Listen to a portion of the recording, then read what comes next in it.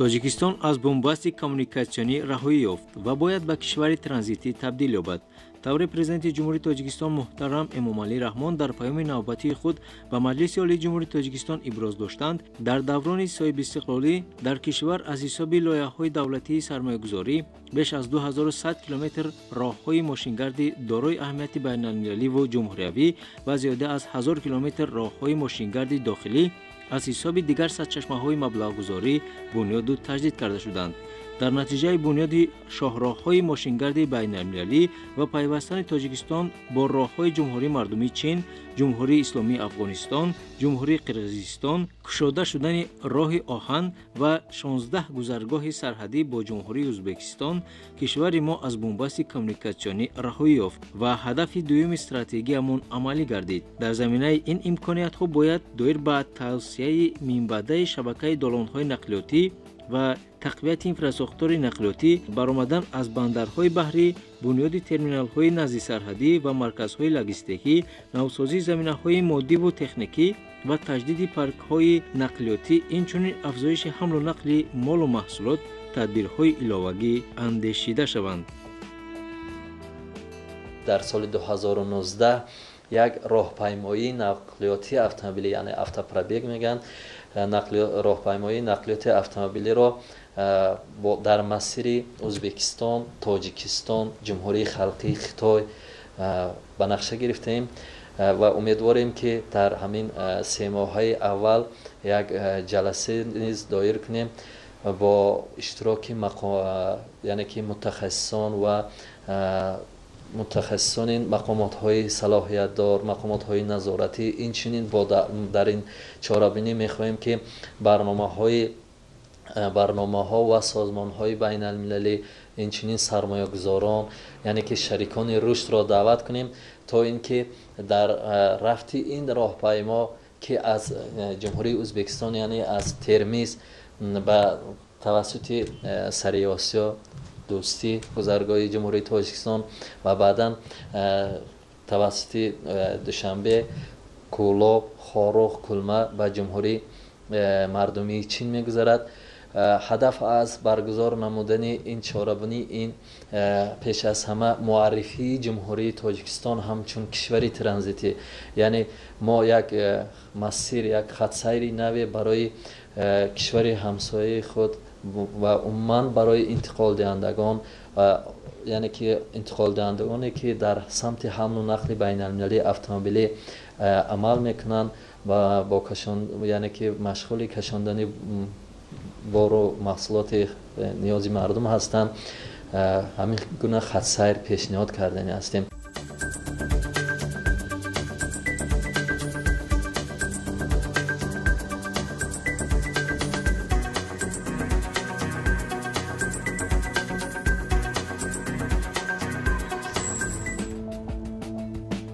тавре маълумоти оморӣ нишон медиҳад, ҳамлу нақли байналмилалии автомобилии мусофирон давоми 3 соли охир афзоиш ёфтааст.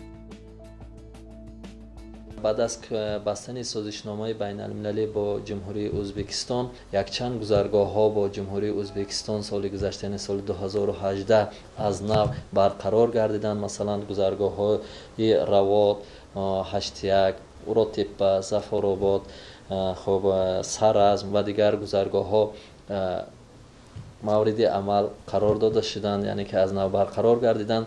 расман муроҷиат намудем ки дар қатори 3 гузаргоҳҳое ки аз аввал фаъолият мекарданд, ҳамчун гузаргоҳҳои барои анҷом додани ҳамлу нақли байналмилалӣ, яъне гузаргоҳи Дӯстӣ аз шаҳри Турсунзода ва гузаргоҳи Фотеҳобод ва Патар дар вилояти Суғд, мо ҷаҳду талош дорем ки шумораи гузаргоҳҳои байналмилалиро барои интиқолдиҳандагон тавассути кишварҳои ҳамсоя зиёд намоем.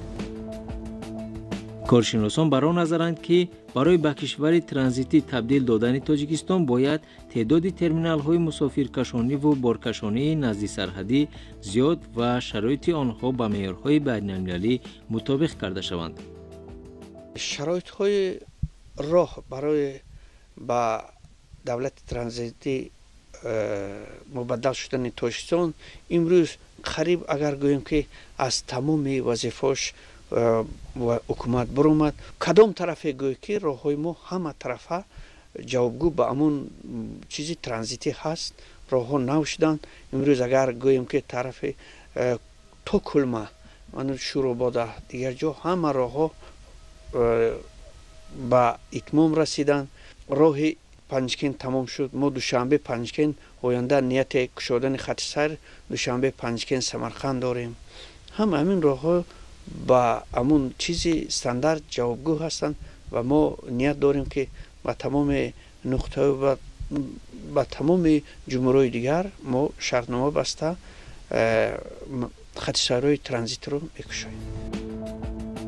در بعضی از شهر و ناحیه‌های مملکت ترمینال‌های مسافربری و تعمیر و نوسازی نیاز دارند. در این زمینه صاحبکاران قسمی کمی ترمینال‌های مسافرکشانی را از نو برقرار نمودند که با تقویت مسافرکشانی بین‌المللی مساعدت نمی‌نماید.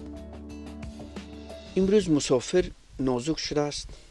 مسافر شروطش می‌بیند. کوشش به خرج می‌کنیم همه نقلات ما یکمش جوابگو باشد. بعد امضا شدن شرطنامه بین حکومت تاجیکستان و ازبکستان خط سیرهایی که با دولت جمهوری ازبکستان دخل دارد یعنی دوشنبه ترمز، دوشنبه تاشکند، خوجند و دوشنبه دینو ما این خط سیرها را برآماندیم و امروز با موفقیت این خط سیرها فعالیت دارند.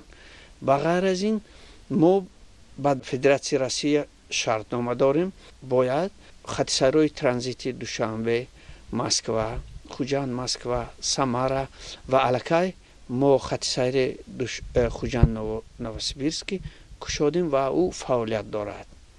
ما از دولت ازبکستان، قزاقستان همچون ترانزیتی گذاشته استیم و نیتی در آینده با وسیع کردن این کارا 6 تا خط سیر ما کشادنی این هم باشد از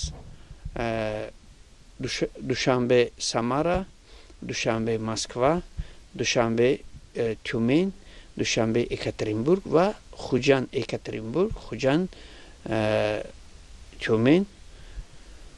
همین خط سیرها رو ما باید در همین سال با تشکیل کنیم و سبکی برای مسافران تاجیکستان پیشنهاد نماییم.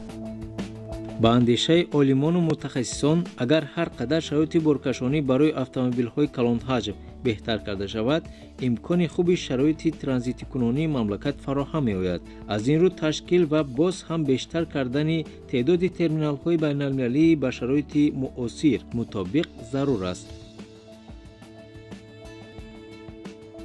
برای تقویت فعالیت ترمینال‌های بین‌المللی و با کشور ترانزیتی تبدیل دادن تاجیکستان تطبیق سازشنامه‌های بسیار جانبه عاید به حمل و نقل بین‌المللی مهم و سروقتی میباشد، زیرا اگر هر قدر زمینه‌های مساعد تجارتی و اقتصادی و سیاحی مهیا باشد همان اندازه استفاده بری امکانیت‌های اقتداری ترانزیتی کشور تامین می‌گردد.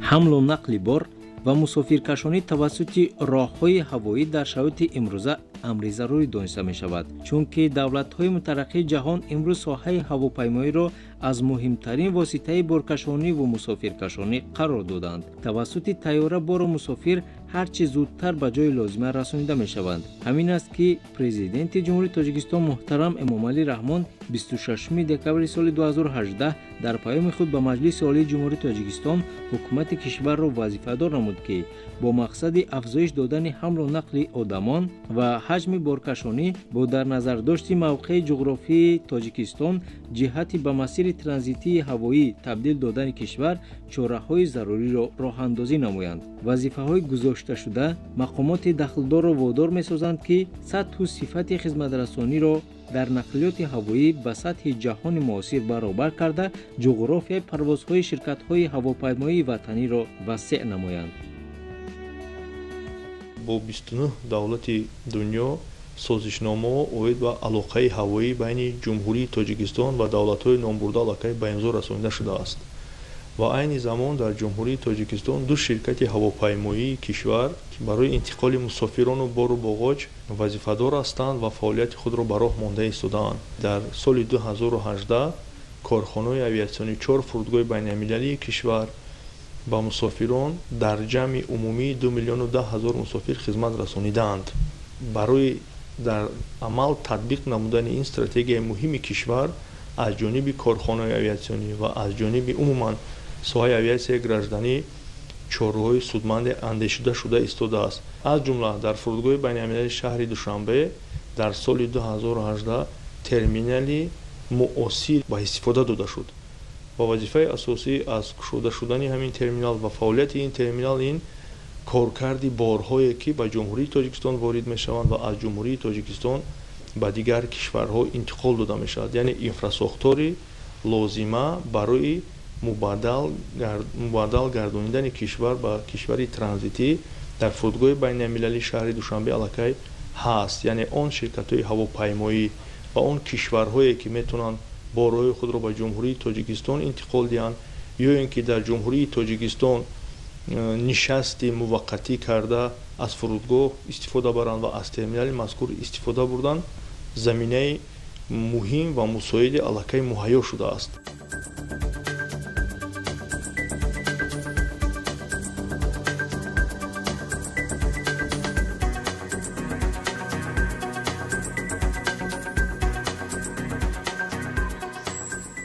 هرچند در تاجیکستان تعداد شرکت‌های هوایی افزایش یافته باشند هم، ولی بارکشانی طریق طیاره‌ها به طور لازمه به راه مانده نشده است. مسئولین ساحه یکی از سبب‌های آن را در موجود نبودن طیاره‌های مخصوصی بارکشانی می‌دانند. وابسته به این مسئله کارشناسان ابراز می‌دارند که بارکشانی را توسط راه‌های هوایی باید جانب نمود، زیرا بعضا محصولات هنگام انتقال به واسطه دیگر نمود نقلیات بارکشانی در راه صفت خود را گم می‌کنند که این حالت به فعالیت صاحبکاران نیز تاثیر می‌رساند.